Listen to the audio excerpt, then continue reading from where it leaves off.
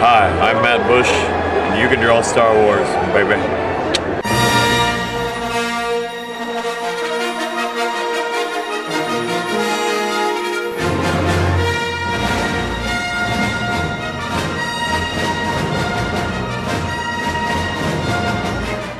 Welcome back. Today we're talking Stormtroopers and Clone Troopers, and here to help me out is my good buddy Ken Tarleton, the Elvis Trooper.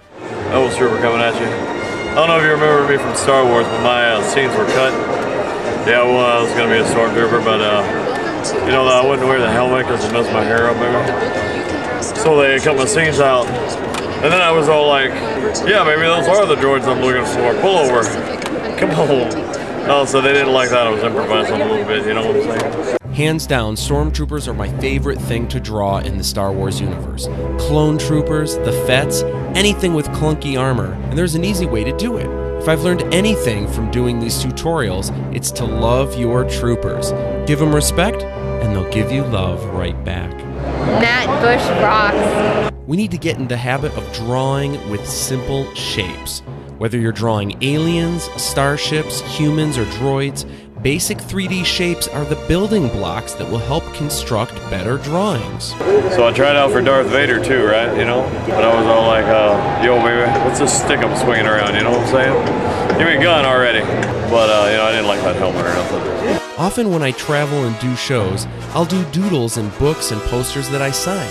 But even then, I need to lightly build the objects out of simple shapes. Tom and I have been doing sketches for celebrities and certain people in Lucasfilm. This book right here is going to George Lucas. So Tom Hodges already did this sketch of Obi-Wan here. He did kind of the younger Obi-Wan, so I'm going to draw the older Obi-Wan over here for George Lucas. I'm a little nervous about it. I don't even have a picture of Obi-Wan to draw. And of course, to start it out, I'm going to use my You Can Draw Star Wars pencil.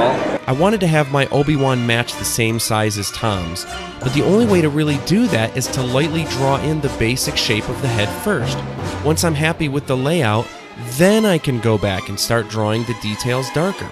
Of course, an artist is always their worst critic. It's not a bad sketch for not having photo reference, but for Mr. Lucas, I was hoping it would look a little more like Alec Guinness. I've been doing a great job on these, and then it comes to George. You did not have that. So I got my old Stormtrooper outfit and I add a little accessories to it, baby. You like that? Thank you very much, baby.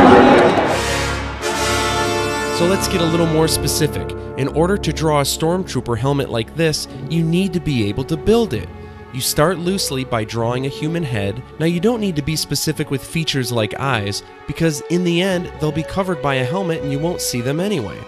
Then, you're essentially constructing the helmet around the head with basic shapes.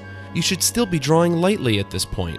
Then, based on your construction, you can then draw darker, more confident lines for details. You can also erase unwanted construction lines.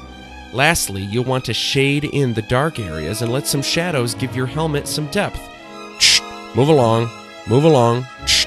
The same is true of doing a full-figure Stormtrooper. You start by drawing a stick figure, but you want it to be more skeletal in structure.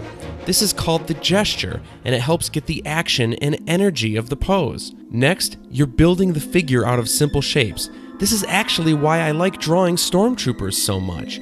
These simple cylinder shapes really give the feel for the clunky armor that they're wearing. The next step is to refine the details of your drawing with darker, more confident lines. The last step is shading in some tone to give some contrast, and voila, the 501st would be proud.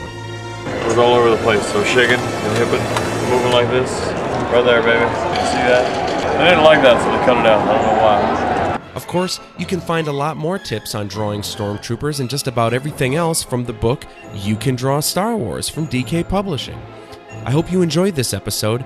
Next time we'll dive into the sketching and approval process for the Sith Circus Revenge of the Sith Style D one-sheet movie poster. Remember, try not to get discouraged. Don't get all shook up. Practice makes perfect, and by all means, Make sure you're having fun. TCB, baby. Is there a peanut butter and banana sandwich in this place? What's going on here? What is this?